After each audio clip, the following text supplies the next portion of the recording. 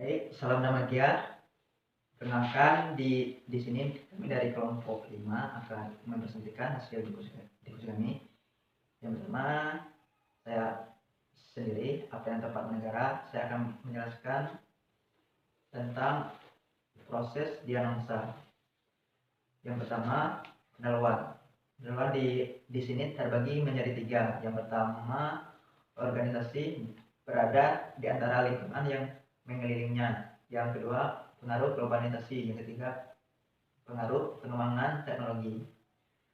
Untuk yang pertama, sebuah organisasi berada di antara lingkungan yang mengelilingnya. Sekarang ini akan lingkungan yang melingkupi suatu organisasi semakin kompleks, dinamis, dan berkembang banyak faktor yang turut adil dalam mempercepat proses kompleks dinamasi dan perkembangan tersebut. Di antara faktor-faktor tersebut adalah globalisasi, pertumbuhan teknologi, dan model intelektual. Mengidentifikasikan 4 elemen kunci yang membuat bisnis sekarang ini berbeda dengan dekade sebelumnya. Keempat elemen kunci tersebut adalah globalisasi, perubahan teknologi, pentingnya pengetahuan dan ide, dan kolaborasi yang melintasi batasan organisasi. Terus lanjut yang kedua, pengaruh globalisasi. Pengaruh globalisasi dijelaskan di sini mengibatkan sekat antar negara yang selama ini cukup ketat menjadi demikian longgar. Tahap selanjutnya, globalisasi ini disusul dengan adanya kesepakatan perdagangan bebas antar negara atau dalam suatu kawasan, sehingga memunculkan adanya kawasan ekonomi bebas. Terus yang selanjutnya, salah satu contoh pengaruh perkembangan teknologi yang mempengaruhi bisnis pada perusahaan swasta yang terjadi pada PT Pos Indonesia. Sebelumnya adanya kemajuan teknologi, PT Pos Indonesia mengenalkan core bisnis dari pengaturan surat. Kemajuan teknologi menyebabkan surat banyak beralih dari kertas menjadi dalam bentuk elektronik atau email. Apabila PT Pos Indonesia masih mengenalkan bisnis dari pengaturan surat, nasib perusahaan pasti tidak akan bertahan lama dan akan gulung tikar. Terus selanjutnya, tinjauan pustaka menjadi 2, yaitu yang pertama ada pengertian, yang kedua ada manfaat.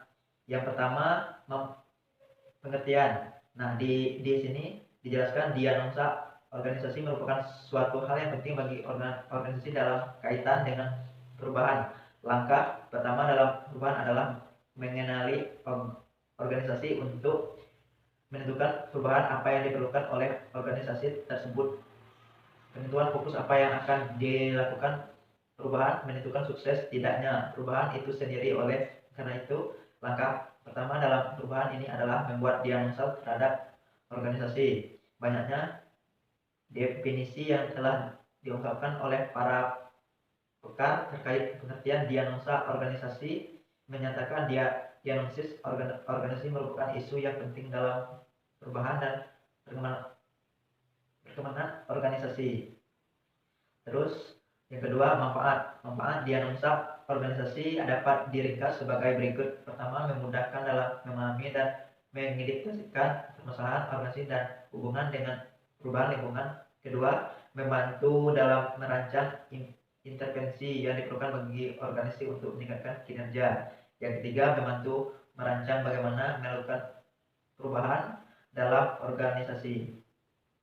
Terus selanjutnya, pembahasan di sini terbagi menjadi 4. Yang pertama, pembahasan proses melakukan diagnosa organisasi akan lebih mudah apabila digunakan alat teknik dan model yang relevan dan valid. Terdapat banyak alat teknik atau model yang dapat digunakan untuk melakukan diagnosa organisasi tersebut. Terus force field analisis medan kekuatan atau force field analysis merupakan suatu analisis yang digunakan untuk perubahan organisasi menuju kondisi yang lebih baik. Dalam analisis ini, untuk berhasilnya perubahan, kita akan menganalisis sisi kekuatan, pendorong, dan penghambat yang ada di organisasi.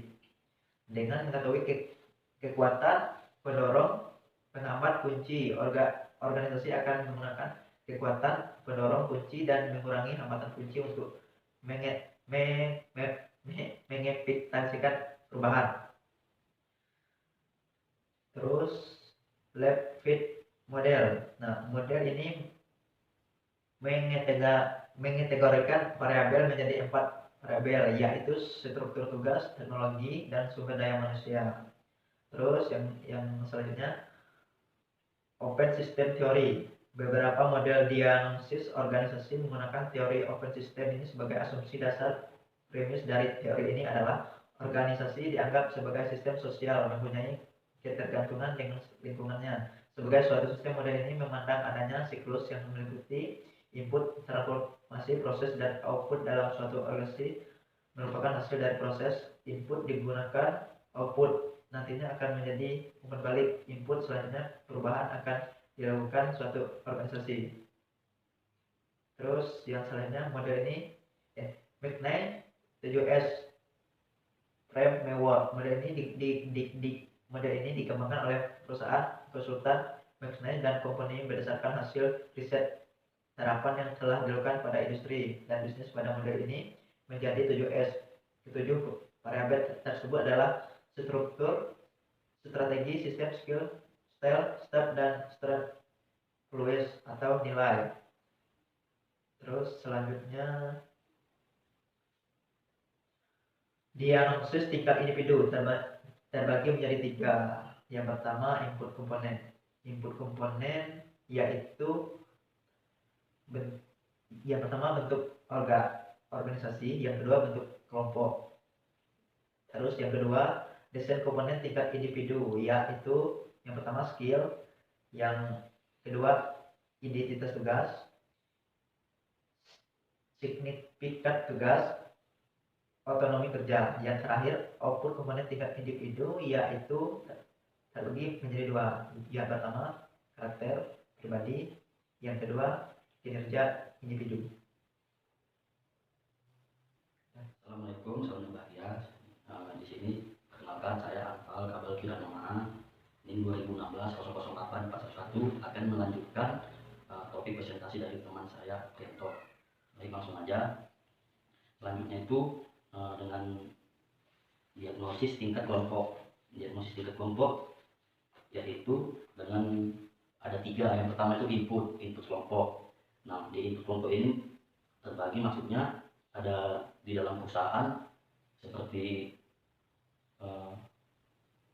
jumlah karyawan, struktur organisasi. Yang kedua desain kelompok, maksudnya itu kayak seperti perusahaan itu membuka seperti penyuluhan supaya karyawannya itu mempunyai skill yang lebih banyak untuk keuntungan perusahaan. Kemudian yang ketiga ada output. Yang output itu antara perbandingan dengan bentuk organisasi dan bentuk kelompok. Maksudnya itu kalau misalnya di bentuk organisasi seperti struktural, mulai dari direktur perusahaan maupun ke jajaran bawahnya. Yang kemudian itu bentuk kelompok. Yang bentuk kelompok akan dibagikan mulai dari tim. Maksudnya di sini untuk divisi perusahaannya, seperti misalnya kayak divisi gudang, mulai dari ketua tim, mulai dari kepala gudang sampai bawahan jajaran yang meliputi semua gudang karyawan tersebut. Next, selanjutnya, nah di sini saya akan menganalisis tentang studi kasus yang kita ambil dari Bank Kabupaten Sukoharjo. Baik, di sini tuh ada kolom kategori level bobot nilai. Untuk kategorinya nomor pertama, nomor 1 kepemimpinan. Levelnya 3,46, bobot 0,100. Kemudian nilainya 0,34. Yang kedua itu ada perencanaan. Levelnya 3,38, bobotnya 0,100, kemudian nilainya 0,32. Kemudian yang ketiga, perbaikan yang berkelanjutan. Levelnya 3,51, bobotnya 0,100, nilainya 0,35. Kemudian yang nomor 4, fokus pada stakeholder. Dia mempunyai level 3,33, bobot 0,75 dan nilainya 0,26. Kemudian yang kelima, proses pelaksanaan. Levelnya 3,20, bobotnya 0,75 dan nilainya 0,25. Dan kemudian manajemen SDM. Levelnya 2,74, bobotnya 0,75, kemudian nilainya 0,24.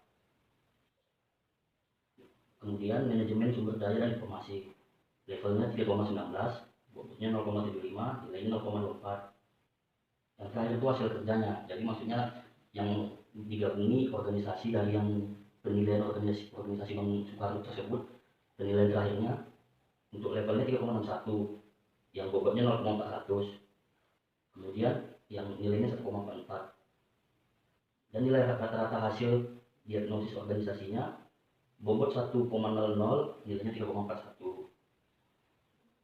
Yang kemudian slide selanjutnya, kategori kepemimpinan, perencanaan, perbaikan yang berkelanjutan, fokus pada stakeholder. Proses pelaksanaan, manajemen, sumber daya dan informasi dan hasil kerja Bank Sukoharjo mendapatkan hasil nilai 3.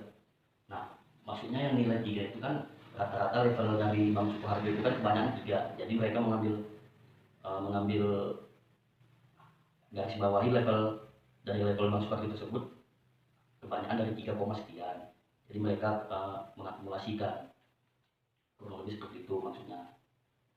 Ini menggambarkan peran pimpinan organisasi dalam membangun sistem manajemen kinerja cukup baik, tetapi belum optimal. Nah, benar, nilai 3 itu belum cukup optimal, karena seharusnya yang nilai yang terhitung bagus menurut kami nilainya nomor 5. Upaya melakukan kompilasi data dan menjadikannya suatu informasi perencanaan yang mudah diakses cukup baik, tetapi belum menunjukkan hasil yang optimal.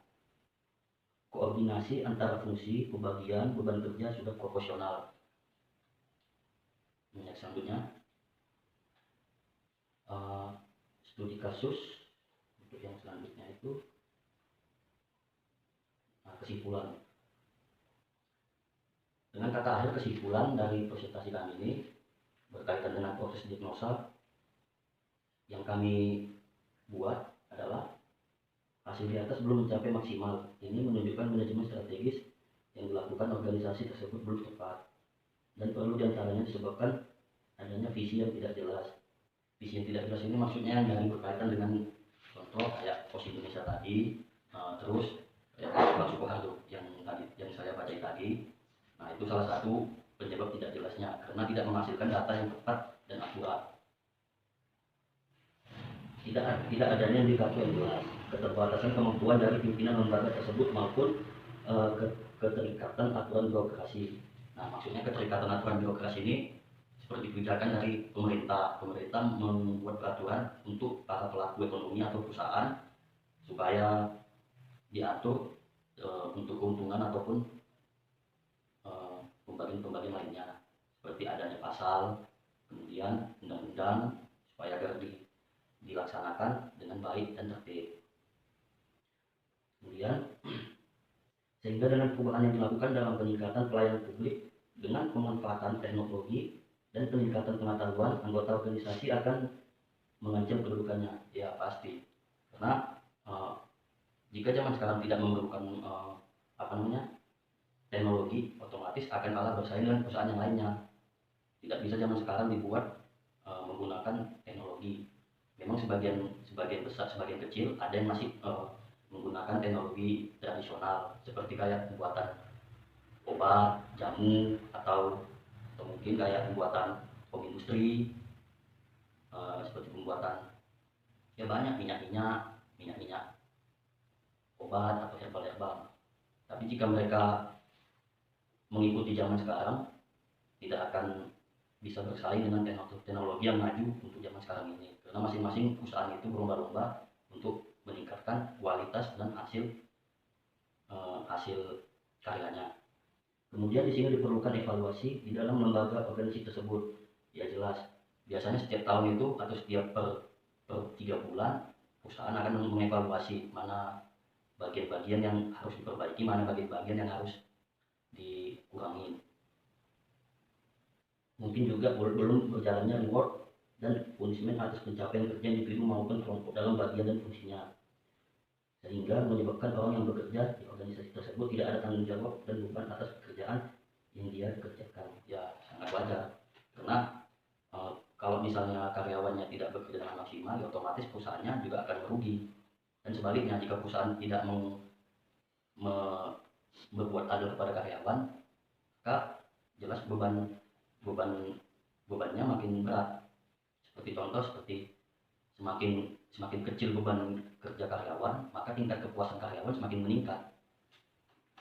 Yang terakhir, baik, mungkin ini aja hasil presentasi dari kami dari kelompok 5. Jika ada kekurangan ataupun kesalahan, kurang lebih kami minta maaf. Assalamualaikum warahmatullahi wabarakatuh.